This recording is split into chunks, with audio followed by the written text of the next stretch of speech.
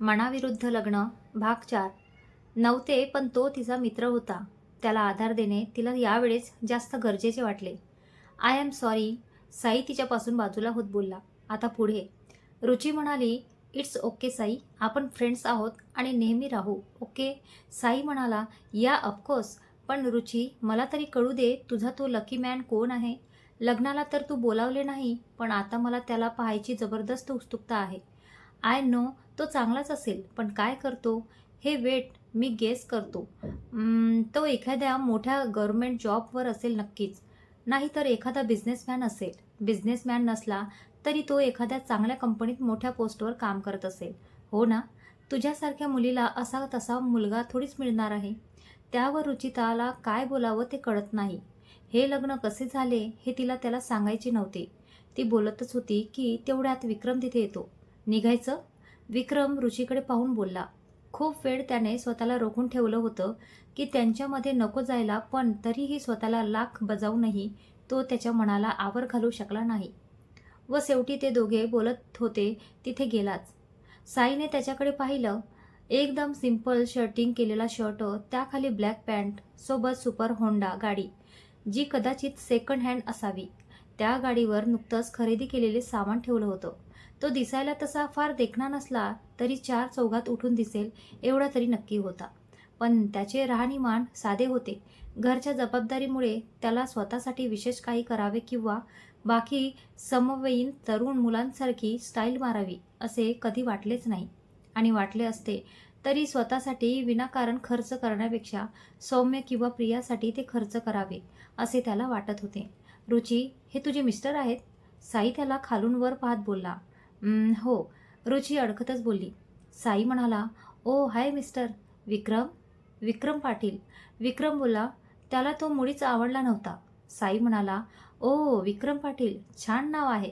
मी साई, रुचीचा मित्र. By the way, तुम्ही कुठे काम करता? कारण मला माहीत आहे रुचीने लग्न केलंय म्हणजे मुलगा चांगल्या घरातीलच असायला हवा. हो ना रुची? त्याचे रुचिताला रुची बोलणे विक्रमला आवडले नाही. पण बोलेल कोण? विक्रम म्हणाला, आर के कंपनीत माझा जॉब आहे. साई म्हणाला, आर के कंपनी? त्या कंपनीला तर शेअर मार्केटमध्ये काहीच किंमत नाही आणि खूप वर्ष लॉसमध्येही होती.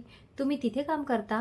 हो. विक्रमला त्याचे बोलणे आवडले नाही, पण नाईलाजाने त्याने उत्तर दिले. साई म्हणाला, पण तुम्ही तिथे का काम करता? बाकी खूप मोठ्या मोठ्या कंपनीज आहेत या शहरात. लॉसमध्ये होती म्हणजे सॅलरी तर खूप कमी मिळत असेल तिथे. विक्रम म्हणाला, एखादी कंपनी लॉसमध्ये आहे म्हणून तुम्ही ती सोडून दुसरी चांगली कंपनी जॉईन करणे, तेही त्या कंपनीने तुम्हाला तुमच्या पडत्या काळात जॉईन करून घेतल्यावर, हे माझ्या तत्वांना पटत नाही मिस्टर साई. आणि आता ती कंपनी लॉसच्या कितीतरी वर आली आहे. हो हो, तेही बरोबर आहेच तुमचे. साई कसनूक हसत बोलला. विक्रम म्हणाला, रुची तू येतेस ना? त्याच्या तोंडून त्याने रुची म्हणून मारलेल्या हाकाने तिला उगीच तिच्या हृदयाची स्पंदने वाढल्यासारखे वाटले. क्षणभर अंगावर शहारा आल्याचा भास तिला झाला. रुची. विक्रमने ती काहीच रिस्पॉन्स देत नाही बघून पुन्हा एकदा हाक मारली. तशी रुची थोडी भानावर येत रुची म्हणाली, हो, तू गाडी थोडी पुढे घे, मी येतेच. तिच्या बोलण्याने विक्रम मनात नसूनही गाडी थोडा पुढे घेऊन आला. रुची, तू हे लग्न का केले? तू त्याच्यापेक्षा बेटर लाईफ पार्टनर डिझर्व्स करतेस. एवढ्या कमी पगारात तर हा तुझा कोणत्याच गरजा पूर्ण करू शकणार नाही. मला तर हा तुझा लाईफ पार्टनर म्हणून थोडाही आवडला नाही. साई विक्रम थोडा पुढे गेल्यावर ऋषीशी बोलला, पण विक्रमला ते ऐकायला गेलेच. त्याला खूप वाईट वाटले ते ऐकून. आजपर्यंत त्याच्या परिस्थितीवर हसणारे किंवा मीठ सोडणारे त्याला जास्त भेटले होते. या समाजात माणसापेक्षा पैशालाच जास्त किंमत दिली जाते, हे तो आतापर्यंतच्या अनुभवावरून शिकला होता. लग्नासाठी मुली पाहायच्या वेळेसही त्याच्या घरची परिस्थिती बघून अनेकदा त्याला त्याचा फोटो न पाहताच नकार मिळाला होता. आता साईच्या बोलण्यावर रुची काय बोलेल हे त्याला ऐकायचं नव्हतं. त्याला कदाचित माहिती होतं ती काय बोलणार ते, किंवा त्याला वाटत तरी तसंच होतं. तो तसाच गाडी घेऊन पुढे गेला. रुची म्हणाली, साई तू हे विसरू नकोस, तूही एका प्रायव्हेट कॉलेजवर लेक्चर्स आहे. तुझीही सॅलरी कमीच आहे ना? आणि माझीही. अजूनही कॉलेजला ग्रॅड नाही मिळालंय माहिती आहे ना? मग आपल्याला कोणाची सॅलरीविषयी बोलण्याचा हक्क नाही. आणि आपल्या गरजा कोणाच्या भरोशावर पूर्ण नसतात करायच्या. मग तो नवरा असो नाहीतर बायको. तिला जरा रागच आला त्याचा. त्याने विक्रमबद्दल जे बोलले ते तिला आवडले नाही. साई म्हणाला, हे रुची रिलॅक्स, मी तर सहज बोललो. ती त्याला काहीच न बोलता विक्रम जिथे होता तिथे आली. तिलाच माहिती नव्हतं तिला एवढा राग का आला ते. पण कोणाच्याही परिस्थितीविषयी बोलून त्याला कमीपणा दाखवणे हे योग्य नाही असे तिने स्वतःला समजावले. पूर्ण रस्त्यात दोघे एकमेकांशी एकही शब्द बोलले नाही. विक्रम, यात सिलेट जाळण्यासाठी तेल नाही आणलेस का तू? निर्मलाबाई सामान काढून बघत होत्या. विक्रम आपल्याच विचारात हरवला होता. आई काय बोलली यावर त्याचे लक्षच नव्हते. निर्मलाबाई म्हणाली, विक्रम विक्रम ऐकतोस ना? विक्रम म्हणाला, हो हो आई बोल ना, काय? निर्मलाबाई म्हणाली, अरे लक्ष कुठं असतं तुझं आजकाल?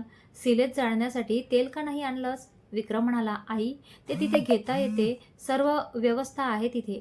निर्मलाबाई म्हणाली, पण तिथूनच नेलं तर काय बिघडते? जाऊ दे, आता पाहता येईल तिथे. निर्मलाबाई म्हणाली, बरं सौम्य, तू त्या गाडीवाल्याला सांगितले ना उद्या लवकर यायचं ते? सौम्य म्हणाला, हो हो मातोश्री, तो वेळेच्या आधी इथे येईल बघ. माझा मित्रच आहे तो. तो नाही आला ना तर त्याला मी झोपेतून उठवून इथे आणेल. तू काय को टेन्शन लेती आहे? रात्री जेवण केल्यानंतर दोघेही रूममध्ये आले. विक्रम आपलं बेडवरचं अंथरूण उशी घेऊन खालीच झोपला. रुची, तू हे लग्न का केले? तू याच्यापेक्षा बेटर लाईफ पार्टनर डिझर्व्स करतेस. एवढ्या कमी पगारात तर हा तुझ्या कोणत्याच गरजा पूर्ण करू शकणार नाही. मला तर हा तुझा लाईफ पार्टनर म्हणून थोडाही आवडला नाही. साईचे बोललेले शब्द त्याला जसेचे तसे आठवत होते. काय चुकीचं बोलला तो? तिने किती सारे स्वप्न पाहिले असेल लग्नानंतरचे, जे माझ्याशी लग्न करून फक्त स्वप्नच राहिलेत. तिला माझ्यापेक्षा कितीतरी चांगला जोडीदार मिळाला असता. मी लग्नाच्या आधी का भेटलो नाही तिला? मला तिला स्वतःहून माझ्या परिस्थितीविषयी सांगता आले असते. तेव्हा तिने नकार दिला असता तर एवढे वाईटही वाटले नसते कदाचित. पण आता खूप जड जातंय हे. कितीतरी दूर राहतो म्हटले तरी मी तिच्याकडे खेचला जातो. आज गाडीवर काय झाले होते मला? कधी एवढी स्लो गाडी नसेल चालवली मी. पण आज माझ्याही नकळत माझ्या गाडीची स्पीड कमी झाली.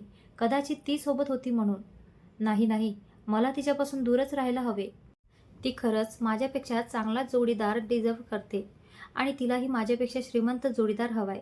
विक्रम मनातल्या मनात अंथरुणातच स्वसंवाद साधत होता. इकडे रुची, काय झाले होते आज मला? साई विक्रमविषयी बोलला त्याचे मला का एवढे वाईट वाटले? मगाशी गाडीवर कितीही नाही म्हटले तरी मनाला कुठेतरी तो प्रवास संपूच नये असे वाटत होते. त्याच्या खांद्यावर हात ठेवल्यावर किती सुरक्षित वाटले मला. जणू मला आता कशाचीच भीती नाही. एवढा स्लो गाडी चालवत होता तरीही त्याला गाडी फास्ट घे असे म्हणावे का वाटले नाही मला? मीही तो प्रवास एन्जॉय करत होती का? ती विचार करतच दुसऱ्या कुशीवर वळली. त्याने रुची म्हणून हाक मारल्यावर किती स्पेशल फील झाले मला. क्षणभर आजूबाजूला काय सुरू आहे तेही विसरली मी. आणि तो साईजवळ बोलला ते किती समर्पक उत्तर दिले त्याने साईला. कंपनीविषयी बोलत होता तेव्हा असे वाटत होते त्याचे ते बोलणे ऐकतच राहावे. मी खेचली जाते का त्याच्याकडे? नाही नाही रुची, हे काय करत आहेस तू? तुझ्याशी त्याने खोटे बोलून लग्न केलंय. हे कसे विसरू शकतेस तू? तुला दूर राहायला हवे त्याच्यापासून. मला श्रीमंत नसला तरी माझ्याशी प्रामाणिक असणारा जोडीदार हवाय. याने तर या नात्याची सुरुवातच माझ्याशी खोटं बोलून केली आहे. रुचीचाही मनातल्या मनात संवाद सुरू होता. तिचा चेहरा विक्रमकडे होता आणि विक्रमची तिच्याकडे पाठ. त्याच्या पाठमोऱ्या आकृतीकडे पाहतच ती झोपी गेली. पहाटेच ब्रह्ममुहूर्ताच्या वेळेस त्यांच्या रूमच्या दरवाजावर जोरजोरात थाप पडत होती. तशी दोघांनाही जाग आली. विक्रम, रुची, उठले नाही का अजून तुम्ही? आपल्याला जायचं आहे आज. विसरली की काय? विक्रम, ए विक्रम. निर्मलाबाई दरवाजा जोरजोरात वाजवत होती. अगं हो आई, आई उठलो आम्ही, तो आतूनच बोलला. निर्मलाबाई म्हणाली, लवकर आंघोळ करून तयार व्हा, निघायचे आपल्याला लवकर, नाहीतर उशीर होईल पोहोचायला. विक्रम म्हणाला, हो आई. विक्रमने अंथरूण व्यवस्थित घडी करून ठेवले व टॉवेल ब्रश घेऊन रूम बाहेर गेला. रुची ही ब्रश करून रूममध्ये आली आणि आंघोळीला जाण्यासाठी साडी काढावी म्हणून कपाटाजवळ गेली. तसा तिला कालचा तो प्रसंग आठवला. पण कपाट तिला किंचित उघडे दिसले. कदाचित विक्रमनेच तिच्यासाठी ठेवले असावे. तू रूम बाहेर जा. रुचिता बाथ घेऊन आल्यावर विक्रम तिला रूममध्येच दिसला. रुचिता म्हणाली, काय? विक्रम, मला साडी नेसायची आहे, तू थोड्या वेळासाठी बाहेर जा. विक्रम म्हणाला, माझं आवरलंय सगळं, थोडा वेळ थांब फक्त. रुची म्हणाली, माझ्याजवळ वेळ नाही आहे थांबायला. अशी काठपदराची साडी नेसायला मला वेळ लागतो. त्याला तिच्यासोबत आता कसलाच वाद घालायचा नव्हता. त्यानेच ठरवले होते तिच्यापासून शक्य तेवढे दूर राहायचं. म्हणून मग तो काहीच न बोलता रूम बाहेर निघून गेला. आई, गाडी आली का? विक्रम बाहेर येऊन, दादा गाडी किती वेळची येऊन प्रस्थान करण्याचा प्रतीक्षेत आहे, पण आपण तयार होण्यासाठी खूप वेळ केलाय. बाय द वे, हे वहिनीश्री कुठे आहेत की आपणच आपली तयारी करून आलात? निर्मलाबाई म्हणाल्या. हो विक्रम, रुचिताची तयारी झाली की नाही? लवकर निघायला हवं आपल्याला. गर्दी असेल तर दर्शनाला वेळ लागेल. प्रिया म्हणाली. दादा, मी आवाज देते वहिनीला. प्रिया जातच होती की सर्वांची नजर तयार होऊन बाहेर आलेल्या रुचीवरच गेली. काठपदराची हिरव्या रंगाची चापून चोपून नेसलेली साडी, केस अर्धे क्लचरमध्ये आणि अर्धे मोकळे सोडलेले, तरीही काही खट्ट्याळबटा चेहऱ्यावर होत्याच. हातात लग्नातील हिरवा चुडा, चेहऱ्यावर शोभेल एवढेच हलके मेकअप, कपाडावर छोटीशी सूट होणारी टिकली, गळ्यात त्याच्या नावाचं मंगळसूत्र. एकदम नवी नवरी दिसत होती. विक्रमची तर तिला पाहून विकेटच पडली. तो एकटक तिच्याकडे पाहत होता. रुचिताला त्याची एकटक तिच्याकडे असलेली नजर जाणवत होती आणि किंचित छळतही होती. त्याच्या नजरेने तिला जरा लाजल्यासारखे झाले. ओ माय गॉड वहिनी, तू किती सुंदर दिसत आहेस. एकदम नवी नवरी दिसतेस ना तशीच. प्रिया तिला एकीकडून दोन्ही हाताने मिठीत घेत बोलली. दादा, एवढा नको पाहू माझ्या वहिनीला, नजर लागेल तुझी. सौम्य विक्रमच्या कानाजवळ जाऊन बोलला. तशी विक्रमची तंद्री भंगली. तो जरा ओशाळला. सर्व त्याला पाहून गालातल्या गालात हसत होते. रुचिताला तर त्यामुळे आणखीनच लाजल्यासारखे झाले. माझ्या लेकीला कोणाची नजर नको लागायला. निर्मलाबाईने रुचीजवळ येऊन काजळाची टीठ तिच्या कानामागे लावली व चेहऱ्यावरून दोन्ही हात घेऊन स्वतःच्या कपाळाच्या साडीवर बोटे मोडली. त्याची माया पाहून रुचीला पुन्हा एकदा भरवल्यासारखे झाले. तिला या सर्वांची सवय नव्हती. वहिनी, आपण एक सेल्फी घेऊया थांब. म्हणतच प्रियाने मोबाईल काढून एक सेल्फी क्लिकही केली. प्रिया म्हणाली. सौम्य, माझा आणखी एक फोटो काढ ना वहिनीसोबत. ए, काय फोटो काढ ना, मलाही वहिनीसोबत फोटो काढायचा आहे. चला वहिनी, आपण सोबत एक पिक काढू. मोबाईल प्रियाजवळ देत तो रुचीजवळ गेला. विक्रमला तर त्या दोघांना पाहून त्यांचा हेवा वाटत होता. किती बिंदासपणे तिच्याशी ते बोलू शकत होते, तिची स्तुती करत होते. तो त्यांना बघून मनातच जेलस फील करत होता. निर्मलाबाई म्हणाल्या. सौम्य, प्रिया, चला, आपल्याला वेळ नको व्हायला. तिथे गेल्यावर काढा किती काढायचे ते फोटो. सर्व घराबाहेर निघाले. व्यवस्थित दाराला लॉक लावून मग सर्व गाडीजवळ आले. ते आत बसतच होते की तेवढ्यात, ए ढॅन्टेनॅन, तुम्ही माझ्याशिवाय जाणार होते का? तसे सर्वांनी आवाजाच्या दिशेने पाहिले. प्रिया म्हणाली. ए वाव, निक्कीताई, तू तू तर येणार नव्हती ना, अचानक कशी काय आलीस? निक्की म्हणाली. अगं, काल तू मला एवढा फोर्स केला ना की मलाच नंतर त्याचे वाईट वाटले की तू एवढा फोर्स करूनही मी नाही म्हणते, म्हणून मग मी यायचा निर्णय घेतला. निक्की ही लहानपणापासूनच त्यांची शेजारी होती. भगतची मुलगी सध्या फॅशन डिझायनिंग करत होती. जाऊ दे आता, तू आली तर आता मला आणखी मजा येईल. प्रिया हलकी हसत बोलली. आणि आम्हाला सजा मिळेल. तुला या चिचुंद्रीला सोबत घ्यायला कोणी सांगितलं होतं प्रिये?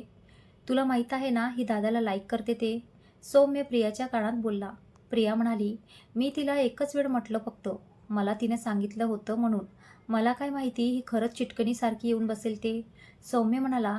ती दादासाठी कुठेही येऊ शकते, माहीत नाही का तुला? सॉरी, प्रिया बारीक चेहरा करून बोलली. विक्रम म्हणाला. तुमच्या दोघांचं काय चालू आहे केव्हाचं? बसा लवकर गाडीत. निक्की म्हणाली. वाव विक्रम, तुला हा ब्ल्यू शर्ट खूप सूट करत आहे. खूप हँडसम दिसत आहेस तू यार. थँक्स, विक्रम हलका हसून बोलला. त्यावर रुचिताचे डोळे मोठेच झाले. रुचिता मनातच बोलली. ही अशी सर्वांसमोर याची स्तुती करू शकते, तेही त्याच्या बायकोसमोर. निर्लज्ज कुणीकडची. आणि हा ही मोठा हसून तिला थँक्स म्हणतोय, याला वाटते की नाही काही? तिने एक वार त्याच्यावर नजर टाकली. तो खरंच खूप हँडसम दिसत होता. त्याच्या निमगोऱ्या अंगावर ते ब्ल्यू शर्ट आणि जीन्स शोभून दिसत होते. त्याने शर्टच्या स्लीव्स कोपऱ्यापर्यंत फोल्ड केल्या होत्या. त्याचे ते पीडदार दंड त्यातून उठून दिसत होते. निमगोरा असला तरी त्याच्या चेहऱ्यावर एक प्रकारचे तेज होते. आज पहिल्यांदाच ती त्याला एवढी निरखून बघत होती. किती हँडसम दिसतोय हा, पण हा असा राहत का नाही? मी असती तर याला नेहमी असंच राहण्यासाठी सांगितले असते. रुचिता मनातच बोलत होती. ती आपल्याच विचारावर चमकली. हे काय बोलत आहे मी? तुला नाही आवडत तो रुची? त्याच्याकडे अशी पाहू नको. नाही नाही नाही, ती म्हणतच स्वतःला बजावत होती. सर्वजण गाडीत बसत होते. विक्रम समोरच्या सीटवर बसतच होता की सौम्य, दादा तू मागे वहिनीजवळ बस. ही गाडी मी सांगितली आहे तर पुढेही मीच बसणार. तुझी वहिनीजवळ जागा आरक्षित आहे तर तू तिथेच बस. विक्रमला तिच्याजवळ बसायचे तर होते, पण तिच्याजवळ बसून तिच्यात पुन्हा हरवण्याची त्याला भीती वाटत होती. तिच्यापासून दूरच बरे असे त्याला वाटत होते, म्हणून तो आळेवेळे घेत होता. याला माझ्याजवळ बसायचे नाही म्हणतोय हा. या निर्लज्ज पालीजवळ तर बसायचे नव्हते ना याला. तसेच असेल म्हणून तर एवढा आडेवेडे घेतोय हा माझ्याजवळ बसण्यासाठी. रुची परत मनातच. सौम्य म्हणाला, दादा प्लीज यार. तो ऐकतच नाही आहे हे पाहून विक्रम, ठीक आहे ठीक आहे, बसतो मी, ओके. विक्रम वैतागच बोलला. तो मागे आला. रुची खिडकीजवळ बसली होती. तोही तिच्या शेजारी येऊन बसला. निक्की म्हणाली, हे विक्रम, मी बसू येथे तुझ्या साईडला? त्यावर सौम्यने प्रियाकडे डोळे केले. प्रिया म्हणाली, हे निक्की, आपण इकडे मागे बसू. मला तुला काहीतरी सांगायचं आहे, खूप महत्त्वाचं आहे. आईला बसू दे तिथे. निक्की म्हणाली, काय सांगायचं प्रिया? काल तर आपण भेटलो ना, तेव्हा का नाही सांगितलं? अगं निक्की दी, मला आता आठवली ती गोष्ट, प्लीज ये ना तू. अखेर निक्की नाईलाजाने मागे प्रियाजवळ जाऊन बसली व निर्मलाबाई विक्रमजवळ आल्या. रुची तर मनातच, बापरे, काय मुलगी आहे ही. एखाद्या लग्न झालेल्या मुलाजवळ बसायला काहीच कसं वाटत नाही हिला. बेशरम. चला सर्व बसले, निघायचं आता. सौम्याने विचारले. हो, सर्वांनी होकार दिला. तर चला मग, येडकोट येडकोट जय मल्हार जय घोष करतच गाडी जेजुरीसाठी निघाली. गाडी सुरू होऊन खूप वेळ झाला तरी सौम्याचा जय घोष सुरूच होता. येडकोट येडकोट जय मल्हार, सदानंदांचा विजय असो. तो घोषणा करतच होता आणि बाकीच्यांनाही त्याच्या मागे करायला लावत होता. त्याचे त्याला तर काहीच वाटत नव्हते, पण बाकीचे मात्र पार वैतागले होते. आई म्हणाली, आता काय जेजुरीला पोहोचेपर्यंत जयघोष करतो की काय? निघायच्या वेळेस करत असतात फक्त. तेवढेही देवाला पुरेसे आहे. आता गप्प बस जरा. तुझा नसेल पण आमचा गळा सुकला येथे. मातोश्री, मी तर माझ्यात किती स्टॅमिना आहे ते दाखवत होतो फक्त. सौम्य हसत बोलतो.